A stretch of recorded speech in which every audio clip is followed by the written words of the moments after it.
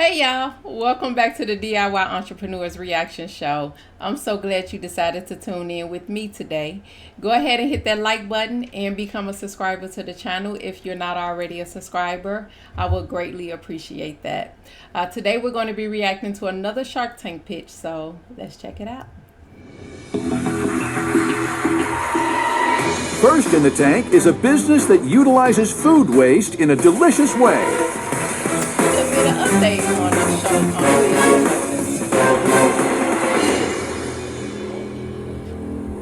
Hi Sharks, my name is Caitlin Magentel, and I'm here seeking $500,000 in exchange for 10% equity in my company, Pulp Pantry.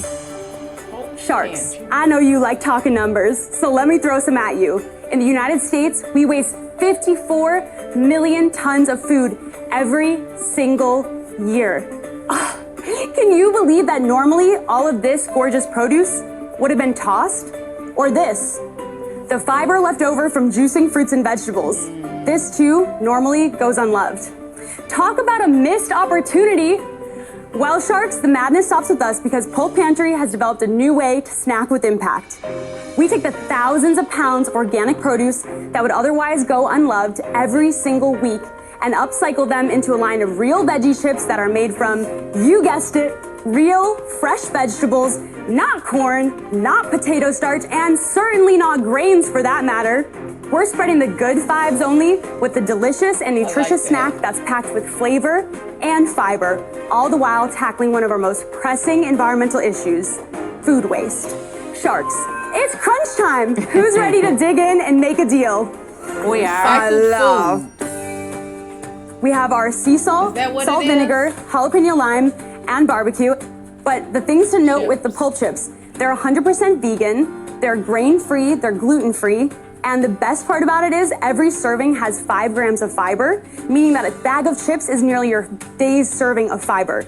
I'm amazed. They're so good. They're so delicious. I'm so happy you love them. I mean, I could tell you're a woman of impeccable taste because you're wearing my Good American Fit for Success jumpsuit. Well done. Lots of kissing up going on. Lots of kissing up. Just saying. Even better than the jumpsuit. These taste delicious. How are you getting the starchy consistency that I would expect from, a grain? Because it's there. It's just balancing the fresh ingredients that we use, which is the fresh vegetables. We also add cassava flour and an okara flour, which is another upcycled ingredient made from actually the byproduct of tofu. So there's no gluten in these at all? No gluten, no grains. If you look at the back of a veggie chip in a normal grocery store, the first ingredient you'll probably see is potato starch or dried potato flakes. So we opted to create a version that has no potatoes either. Can you give me the stack on pricing from the cost per bag, wholesale pricing, and retail? Just run through that. So one bag costs $1.70 to produce. We wholesale for $3.24, and we're on shelf at $4.99 to $5.49. How did you come up with this idea?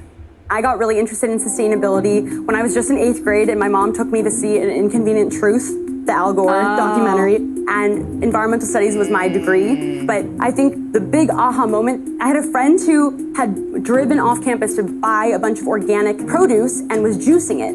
And I basically saw these handfuls of pulp and then the tiniest amount of juice. And she was like, I usually throw this away. I don't know what to do with it. So I took it home, made my first batch of carrot cookies. No. Carrot cookies. Yes, it was carrot cookies. And the idea was honestly just something I pitched in a class project. And I just had professors who honestly were like, this deserves to exist in the world. This is a huge problem. And we actually got a grant from my university to get started after graduating. Y'all see her earrings, like carrot earrings? I like those. Those cute for her pitch.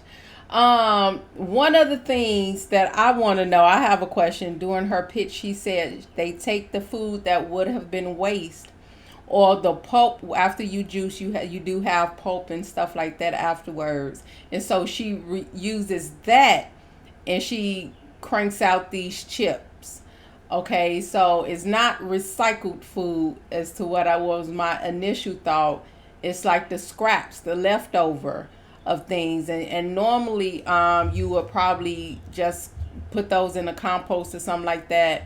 But she's reusing those things and making it into the chips. I wonder if she's just doing it for the pulp of what comes out of juicing, but what are some of the other things and other items that she has. Let's see. But where are you getting the pulp from now, like at scale? Because obviously so now you're selling at scale, we actually work with 2 of the biggest national juice brands in the country. For them, there's so many challenges with the fact that there is so much organic byproduct that they have to pay a composter to take off their hands, or pay animal feed. So you come get it? Because if we can grow and absorb most of that byproduct, then it's actually saving them money. Do you pay for the veggies? So we do offer to basically cover the labor, the cost of labor. Because they're going to have to pay for somebody else to take it away. Exactly. You basically just do that for them so they have no expense. Yeah. So what are you doing in sales? Oh, okay. So it's not like they sell the compost. They just have to wait for the stores that she's talking about where she gets the pulp from. They just have to, the cost that they incur is paying for someone to take it away, not actual the cost of the pulp, because it's trash or it's garbage is what they're seeing it as, is what I'm thinking. And so she just comes to give them the labor so that they don't have a cost, the labor of taking away that pulp or that waste that they were just going to pay a big company to come and drive up and pull her off with now. So that's cool. So she's not paying for her waste. Actually finished last year with just under $250,000 in sales. This calendar year, how much? This calendar year, we'll finish the year with just under $500,000. Okay, what are you going to make on that? $20,000 net. So we are profitable. 70% of our business is retail. We're in about 600 doors. And about 20% of that is through third-party e-commerce sites like Thrive Market, Imperfect Produce. But you're asking me to pay you 10 times sales for a nascent snacking company that hasn't really established distribution yet outside of a couple of trials. So to speak to the valuation and what I would say to that, well, you should our run speak rate, to the valuation. Our run rate in the last quarter puts us at about $700,000. And the problem for us has been less than 5% of our revenue in each of our channels has been spent on marketing. I have a lot of experience in this space, including Pipcorn. It's really competitive.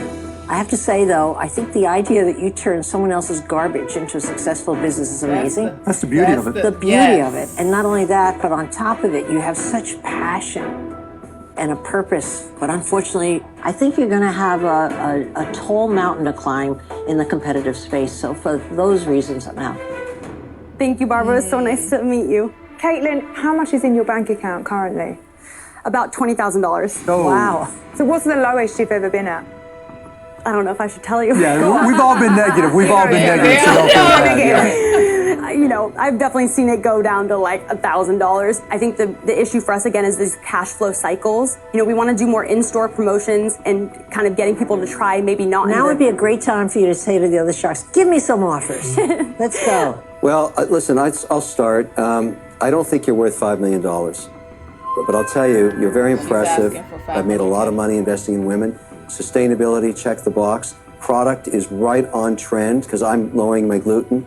I think your business is worth $2 million, so I'll give you $500,000 for 25%. Thank you for that offer, Mr. Wonderful. Caitlin, I'm going to make this easy so you can properly understand your options, right? I actually, for once, agree with Mr. Wonderful. I think the valuation's a little nuts, and rather than give you an offer that's insulting, I'm going to drop out. But I do wish you good luck because I think you're a fantastic entrepreneur. Thank you, Emma. So nice to meet you. The thing for me is I love what you're doing. Love, love, love it. But you're asking for $500,000 for 10%. I'm trying to figure out, how long will it take for me to see my money back? How about if I gave you the $500,000 as a loan? Because that feels a little safer to me. $500,000 as a loan at 6% interest, which is less than the going rate. 3 years to pay it off. And then I would still want the 10% equity stake because I got to go to work for you, right? And I've got to help you and I've got to give you all the knowledge that I know in the food space. That's my offer. Thank you, Lori. But you've got 2 offers, okay? That's good. Yeah. Mark, what are you going to do? Yeah, I think Mark will come in. 2 sharks are out. Caitlin has 2 offers on the table from Kevin and Lori for Pulp Pantry, chips made from recycled vegetable waste. But Mark may also be interested. You've got 2 offers, okay? That's good. Yeah. Mark, what are you going to do? So that's where I got that recycled from, because that's what I heard initially. I thought it was recycled food. And I'm like, scrap off for people plates? No. But it's the pulp. Recycled vegetable waste is what they said. So let's see. Okay, I'm gonna give you a list of my Shark Tank companies.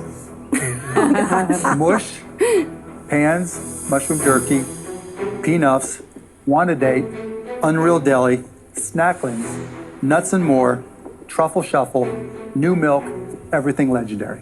All these are companies in your category. Yeah.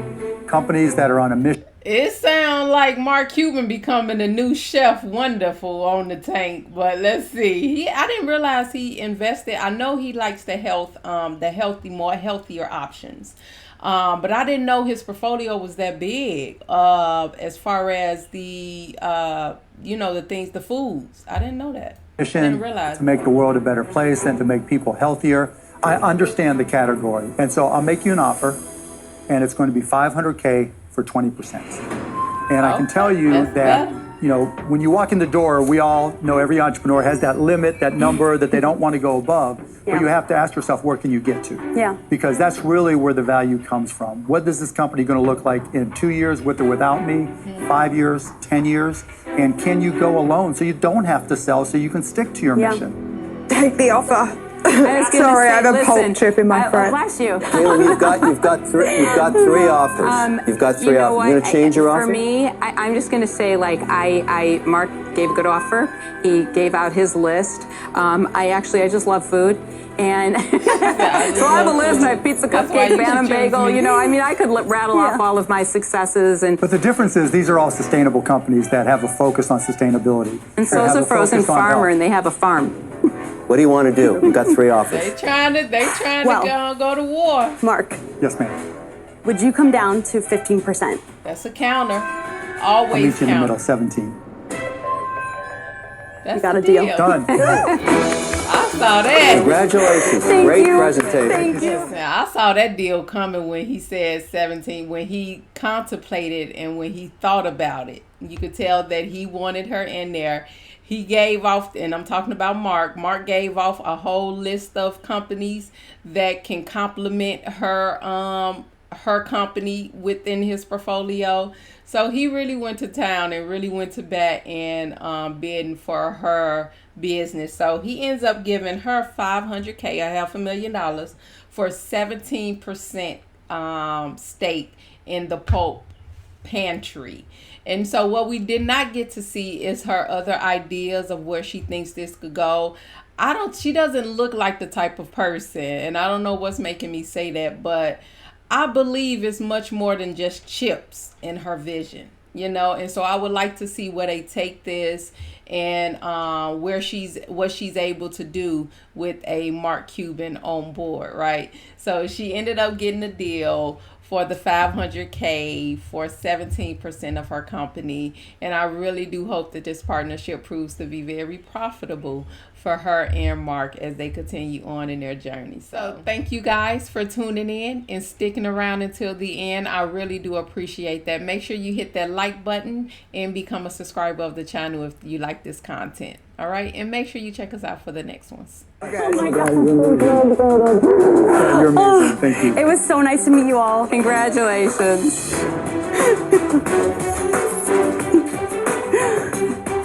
Mark Cuban has invested in this space. He knows how to help brands at our stage and size. He is going to be such an asset to have on our team.